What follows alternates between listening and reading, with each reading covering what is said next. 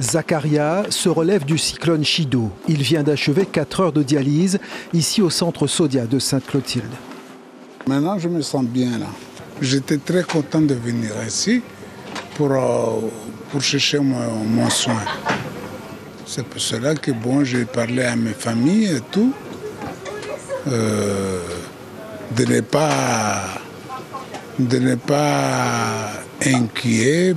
Zakaria est arrivé la nuit dernière à La Réunion. Alifa également, volontaire pour une évacuation sanitaire.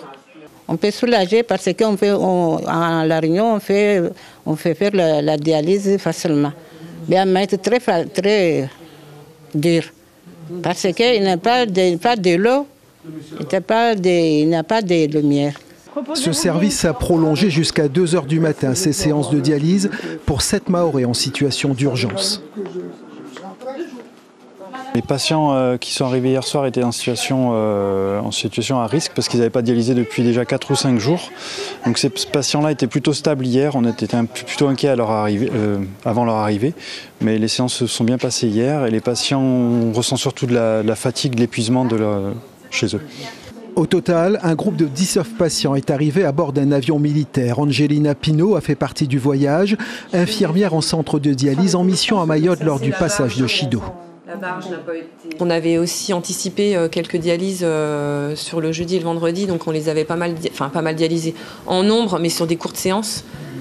Après, il y en a qui ne sont pas venus depuis mercredi, donc qui ont dialysé dimanche et hier matin. Angelina Pinault, marquée par ce qu'elle a vécu, participe tout de même à la cellule de crise mise en place pour organiser la continuité des soins. 280 patients sont concernés. Sur les 3 centres de dialyse situés sur Mayotte, il nous reste un centre fonctionnel puisque, vous le savez, l'eau est coupée. Donc là, c'est le centre situé au sein du centre hospitalier de Mayotte. Donc, en effet, cette file active doit être rapatriée sur un seul et unique centre.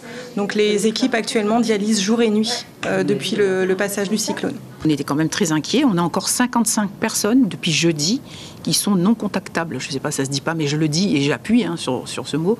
Je pense qu'il y a déjà un problème de réseau et puis point d'interrogation. Voilà. Une cinquantaine de nouveaux patients ont été identifiés et devraient pour partie arriver aujourd'hui à La Réunion. La Réunion qui augmentera d'une centaine ses capacités de dialyse.